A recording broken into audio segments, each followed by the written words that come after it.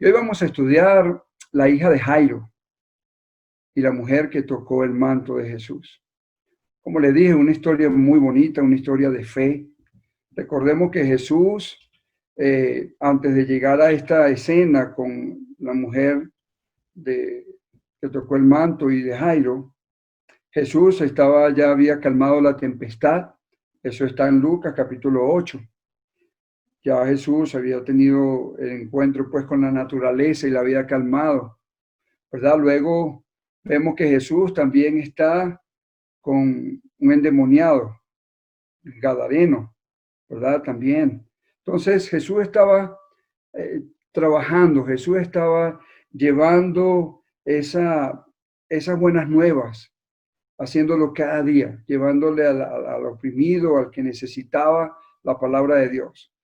Jesús estaba haciendo milagros, Jesús estaba caminando y llevando el evangelio a cada persona, de una u otra forma. Entonces, en ese momento, cuando ya sale de esa tempestad y es endemoniado, entonces dice, vamos a leer en Lucas capítulo 8, versículo 40 al 46, dice: Cuando volvió Jesús, le recibió la multitud con gozo, porque todos le esperaban, todos estaban esperando a Jesús. Todos estaban allí ansiosos de que llegara para oír las buenas nuevas. Todos estaban allí, seguramente, oye, no ha llegado, angustiados porque querían oír el Mesías, querían oír al Hijo de Dios, querían oír a Jesús. Entonces vino un varón llamado Jairo, que era principal de la sinagoga, y postrándose a los pies de Jesús, le rogaba que entrase en su casa. Ahí vamos a ver la primera escena de este hombre que tiene un problema y la única solución es Jesús. Yo pienso que la única esperanza que él tenía era Jesús. Entonces el versículo 42 dice: porque tenía una hija única, como de 12 años, que se estaba muriendo. Y mientras iba, la multitud le oprimía. Recuerden que estaba siempre full de personas a los lados y siempre estaba, porque la gente le quería oír. Y no eran 10 personas, eran más de 100, 200, 300 personas que estaban allí. Era mucha gente. Dice el versículo 44 a 43, dice: pero una mujer que padecía flujo de sangre desde hacía 12 años y que había gastado en médicos todo cuanto tenía y por ninguno había podido ser curada, se le acercó por detrás y tocó el borde de su manto, y al instante se detuvo el flujo de su sangre. Entonces Jesús dijo: ¿quién es el que me ha tocado? Y negando todo, dijo Pedro y de lo que estaban: Maestro, la multitud te aprieta y oprime, y tú dices: ¿quién es el que me ha tocado? Estaban allí como que, bueno, o sea, no entiendo por qué dice eso si todo el mundo te está apretando. Pero Jesús dijo: alguien me ha tocado, porque yo he conocido que ha salido poder de mí. Entonces, cuando la mujer vio que no había quedado oculta, vino temblando y postrándose a sus pies, le declaró delante de todo el pueblo por qué causa le había tocado y cómo al instante había sido sanada. Y él le dijo: hija, tu fe te ha salvado, ve en paz. Estaba hablando aún cuando vino uno de casa del principal de la sinagoga a decirle: tu hija ha muerto, no moleste más al maestro. Oyéndolo, Jesús le respondió: no temas, cree solamente y será salva. Entrando a la casa, no dejó entrar a nadie consigo, sino a Pedro, a Jacobo y a Juan, y al padre y a la madre de la niña. Y lloraban todos y hacían lamentación por ella. Pero él le dijo: no lloréis, no está muerta, sino que duerme. Y se burlaban de él, sabiendo que estaba muerta. Mas él, tomándola de la mano, clamó diciendo: muchacha, levántate. Entonces su espíritu volvió e inmediatamente se levantó, y él mandó que se le diese de comer. Y sus padres estaban atónitos, pero Jesús le mandó a que nadie dijesen lo que había sucedido. Vamos a ver aquí qué pasaba con esta mujer, porque esta mujer era inmunda, porque esta mujer tenía este flujo de sangre, y qué pasaba cuando una mujer en el Antiguo Testamento, específicamente en Levítico, era con un flujo de sangre. Dice, en Levítico capítulo 15, versículo 19 al 25, vamos a ver la causa por qué esta mujer la repudiaban, por qué esta mujer estaba allí, y vamos a ver el contorno de todo esto. Dice, cuando la mujer tuviera flujo de sangre y su flujo fuera de su cuerpo, 7 días estará apartada, y cualquiera que la tocare será inmundo hasta la noche. Todo aquello que sobre que ella se acostare mientras estuviese separada será inmundo. También todo aquello sobre que se sentare será inmundo. Cualquiera que tocare su cama lavará sus vestidos y después se lavase con agua, será inmundo hasta la noche. También cualquiera que tocare cualquier mueble sobre que ella se hubiere sentado lavará sus vestidos, se lavará luego a sí mismo con agua y será inmundo hasta la noche. Y todo lo que estuviere sobre la cama y sobre la silla en que ella se hubiese sentado, el que lo tocare será inmundo hasta la noche. Si alguno durmiere con ella, y su menstruación fuere sobre él, será inmundo por 7 días, y toda la cama sobre que durmiere será inmunda. La mujer, cuando siguiere el flujo de su sangre por muchos días, fuera del tiempo de su costumbre, y cuando tuviere flujo de sangre más de su costumbre, todo el tiempo de flujo será inmunda como en los días de su costumbre. O sea, esta mujer tenía este problema. Imagínense, esta mujer tenía 12 años con un flujo de sangre que no paraba. Vamos a ver qué pasó con esta mujer. Esta mujer estaba impura. Esa mujer no podía quedar embarazada. Obviamente, porque el flujo de sangre, esta mujer no podía ovular, no podía tener quizás la ovulación normal como una mujer cuando se le va el flujo de sangre. Luego viene, ovula, ¿verdad? Y puede tener quizás sus relaciones con su pareja, su esposo, y puede tener niños. Entonces, como esta mujer mantenía este flujo de sangre, obviamente tenía un problema en su sistema y no podía quedar embarazada. Era estéril. Era una maldición. La señalaban, eran considerada inmunda ante la sociedad. Tenía 12 años sufriendo esta enfermedad. No podía tocar nada, como leímos anteriormente, a nadie. Ante el sistema religioso, imaginémonos el cuadro de humillación y las personas diciendo, allí está la impura, la pecadora. Porque recordemos que esta mujer, porque tenía varios tiempos, varios años, me imagino que el mundo le decía, o todos los vecinos le decían, mira, eso fue un pecado, es pecadora, porque no se le quita. Su familia, sus amigos y seguramente el esposo la habían dejado. Me imagino que el esposo estaba ahí viendo la que no funcionaba y no, seguramente se fue. Porque aparte de eso, cuando esta mujer también tenía el flujo y todo el tiempo, seguramente estaba buscando para hacer algo con su vida. Había sufrido y en su desesperación estuvo en manos de varios médicos y le iba peor cada vez. Mas sus esperanzas en el médico no podían parar esa enfermedad. Imaginemos esta mujer, lleguemos a ese tiempo, esta mujer sola. Recordemos que cuando una mujer no tenía su esposo, como prácticamente estaba sola, ¿verdad? Gastando, y dice que tenía y gastó dinero en los médicos porque tenía dinero, tenía mucho dinero. Y fue gastándolo y yendo a aquel médico y seguramente, mira, ve a aquel médico, ese es muy bueno. Y ella iba y seguramente la veía, le mandaban un tratamiento, ella tomaba, quizás hacía algo y nada, y volvía otra vez la esperanza en otra persona, en otro médico. Seguramente tuvo que ir a hacer viaje fuera de la ciudad para ir por la desesperación. Mas su esperanza en el médico no podía parar esa enfermedad, gastaba mucho dinero, todo lo que tenía. Ella sabía que iba a morir y se agotaban las esperanzas de ella. Una lucha cada día, estaba ya desahuciada, quizá le faltaba ya poco para morir con anemia. Imagínense botando sangre todos los días. Si alguien tiene anemia porque ha botado, ¿verdad? La anemia da por poco sangre, ¿verdad? No hay mucha sangre en su cuerpo. No tenía, seguramente le faltaba apetito, ¿verdad? Con hambre posiblemente. Seguramente, posiblemente vivía ya también en la calle, todo lo que había gastado. Seguramente tuvo que vender sus bienes, su casa, posiblemente. Entonces imaginemos la desesperación de esta mujer y solamente quedaba algo de esperanza en ella. Y vio la esperanza en quién, en Jesús. No era sencillo porque si tocaba a alguien podría ser apedreada, pero su fe en Jesús era mucho más grande. Llegar a Él.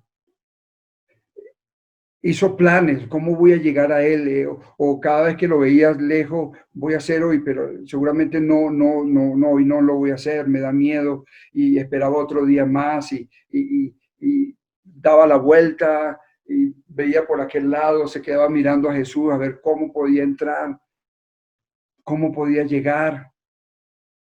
Toda la desesperación de esta mujer llorando, perdiendo a su familia, perdiendo a sus hijos quizás, o qué sé yo, su esposo, sus padres, sus madres, sus hermanos, sus vecinos. Era una misión imposible. ¿Por qué? Olía mal también. Tantos años con flujo de sangre, todo el mundo la conocía. Tuvo quizá que pasar tapando su rostro y muy rápido fue hasta llegar a Jesús. Recordemos que Jesús siempre estaba con una multitud alrededor de él y ella no tenía que perder nada. Ya ella decía, bueno, si me apedrean no importa. Si me agarran aquí y me llevan a un lugar y me apedrean por inmunda, no me importa. Ya voy a morir, no me importa. Estaba desahuciada, 12 años sufriendo, 12 años de lucha, de martirio, 12 años que ella se sentía la mujer más desgraciada de este mundo por la enfermedad, por su situación económica, por su situación en cuanto a la sociedad judía. Recordemos que los judíos eran muy fuertes en carácter, en todo. Presentaban, si una mujer no le gustaba, un hombre no le gustaba, la mujer le daba carta de divorcio. Entonces imagínate esa mujer con este flujo de sangre, su esposo. Quizás la amaba, no se sabe. Pero no creo que en ese tiempo hubiese aguantado por la situación eh, socioeconómica, la situación allí de toda la gente, de sus vecinos, todo eso. Dice el versículo 44, se le acercó por detrás y le tocó el borde de su manto y al instante se detuvo el flujo de sangre. Un milagro totalmente. Entonces cuando vio la mujer, vio que no había quedado oculta. Vino temblando y postrando a sus pies, Señor. Le declaró delante de todo el pueblo por qué causa le había tocado, seguramente ahí llorando y todo el mundo alejándose, seguro, mira, está pecador allí con Jesús. Mira, huele mal, seguramente la empujaban allí.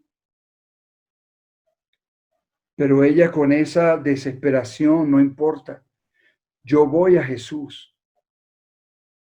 ¿Y qué le dijo? Hija, seguramente Jesús la abrazó allí, la tomó, la hizo levantar, la abrazó. Tu fe te ha salvado. Una fe basada en sus problemas. Cuando tenemos problemas, nuestra fe tiene que estar sujeta a algo de esperanza. Nuestra fe tiene que estar sujeta a quien creemos. Ella estaba creyendo en Jesús. Ella estaba creyendo en la única persona que podía hacer el milagro en su vida. Porque los médicos ya no podían. La sociedad la rechazaba, su familia la rechazaba. Ya no tenía dinero, era la única esperanza, Jesús. ¿Cuántos de nosotros estamos desesperados y no vamos a Jesús, sino que vamos a un amigo? Mucha gente en el mundo no va a Dios, sino que va a brujerías. Mira, léeme la mano, o quiero que mi marido regrese y hazle 4 saumerios y 4 cosas allí con hierbas para que regrese. Vamos a otros dioses, vamos a otras cosas que no debemos. Cuando nuestra fe está tambaleando, debemos hacer como esta mujer, ir delante de Jesús y arrodillarnos, suplicarle. Y como hizo Jesús, le dijo, hija, tu fe te ha salvado. ¿Cuántas veces nuestra fe tiene que salvarnos, hermano? Estamos en tiempo de pandemia. Estamos desesperados quizás por la economía. Estamos desesperados en una sociedad ya inaguantable, hermano. Ya vemos parejas, ya vemos el mundo que está arropando, está quizás encima de nosotros, toda la cultura y todo esto está llevando a nuestros hijos y tenemos que tener la fe y la confianza porque hemos sufrido todos estos años de problemas. Nuestra fe está basada en alguien que murió en la cruz y resucitó. Por eso es que ella cuando vio a Jesús no le importó. Cuando ella vio a Jesús, vio, allí está mi esperanza. ¿Cuántas veces nosotros debemos decir, mi esperanza, mi vida está basada en Jesús? Mi vida está sujeta a lo que Él quiere que yo haga en vida. Pero es la palabra de Dios. Es la palabra de Dios que nos transforma y nos va ayudando con nuestra fe a aumentarla cada día. Vamos a salir de esto. Cada año ha sido más difícil en el mundo. Cada año hay más situaciones duras. Ahorita se está dando una estadística que ya el mundo, ya mujeres no quieren tener hijos, sino uno solo, porque saben cómo está el mundo. ¿Cuántas veces he orado para que mis hijos continúen, como dice este hermano, en la fe? Continúen perseverando en la palabra de Dios, porque yo no voy a estar allí toda la vida para cuidarles. Ellos tienen que salir al mundo. Yo simplemente tengo que tener fe en mi Dios y orar para que mis hijos puedan salir adelante, puedan tener buenas esposas, buenos esposos, que amen a Dios sobre todas las cosas y que su fe sea como la fe de esta mujer, que no le importaba morir en ese momento, pero tenía que tener ese encuentro con Jesús. ¿Cuántos días nosotros debemos encontrar con Jesús cada día? Cada mañana cuando le buscamos. Muchas veces pasamos el día sin tener ese encuentro con Jesús en la palabra de Dios.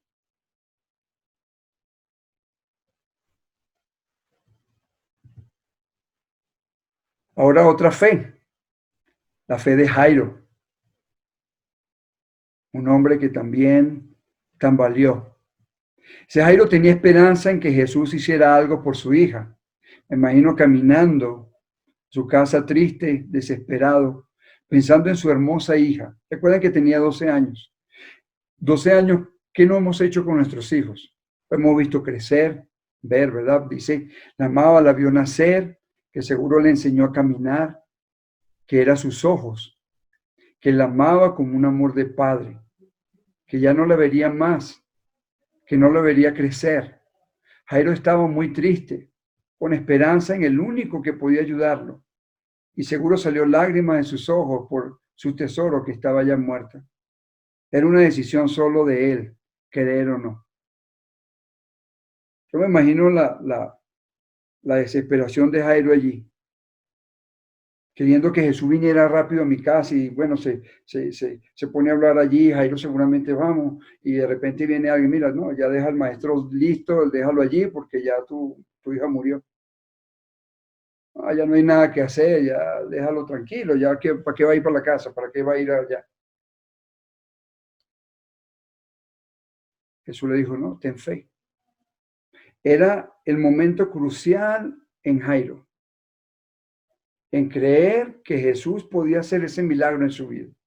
¿Cuántas veces nosotros no estamos en una encrucijada que debemos creer o no, que nuestra fe se tambalea, que ya pensamos que ya no hay solución en ese problema. Me detectaron una enfermedad y ya no hay remedio. Ya no hay remedio. ¿Por qué? Debemos creer que Jesús puede hacer ese milagro. Y si no, no importa.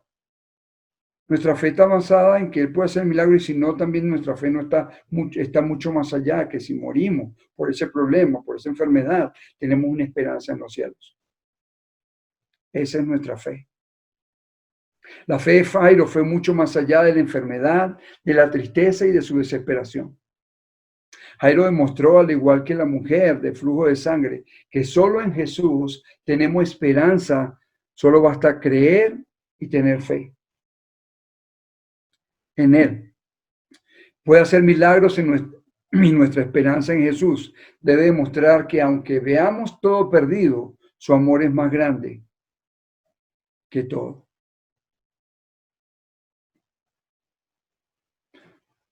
Son dos encuentros. De repente Jesús ya tenía planes, se encuentra con esta mujer, hace el milagro, luego van de Jairo, le dice ella no ha muerto, ella está dormida, todos se burlan. Este es loco que llegue aquí, ¿qué le pasa? Ya murió, no tiene ya ahora ya muerta. Simplemente el mundo no cree lo que usted cree. El mundo va a decirle, no, ¿ya para qué? Ya esa tierra se perdió, ya esa familia ya no tiene esperanza. Ya, ¿para qué deja a tu esposa tranquila? Ya no hay esperanza en volver al matrimonio. No hay esperanza en reconciliación. Si vas a un amigo, déjala, ya ella. El mundo te da eso. Se burlan. ¿Cómo se burlaron de Jesús? Pero nuestra fe tiene que ser dar ese paso. Jairo, me imagino, estaba allí desesperado. Bueno, está en el cuarto y ver a Jesús que está diciendo, no, está dormida. Y su cara tranquila, de esa paz. Yo me imagino que Jairo estaba allí, wow, o sea, viendo la paz de Jesús, que esté tranquilo, que no te preocupes, que vamos a entrar al cuarto y la vamos a ver a ella y simplemente la va a levantar. Cuando nuestra esperanza, cuando nuestra fe está en el mínimo, hay que orar. Hay que pedirle al Señor, dame fe, confío en ti que esto va a pasar. Confío en ti de que esta situación que tengo, voy a salir de eso. Confío en ti en que, aunque el mundo se burle, mi fe está basada en ti. Aunque muchos digan, ya no hay esperanza, mi esperanza está en Dios, en su palabra, en lo que yo creo. Aunque muchos ya no estemos, mi fe no puede estar en el pastor, en el evangelista, sino mi fe en Dios. Aunque Él caiga, aunque callamos mucho, aunque ya muchos deserten de la fe, nosotros no podemos nuestra esperanza y nuestra fe estar en ellos. Bueno, el hermano se fue a la iglesia, yo también me voy porque él pecó, no. Nuestra fe tiene que estar basada en Dios. Porque nosotros simplemente somos guiados, estamos llevando la palabra, pero no somos perfectos. Nos equivocamos.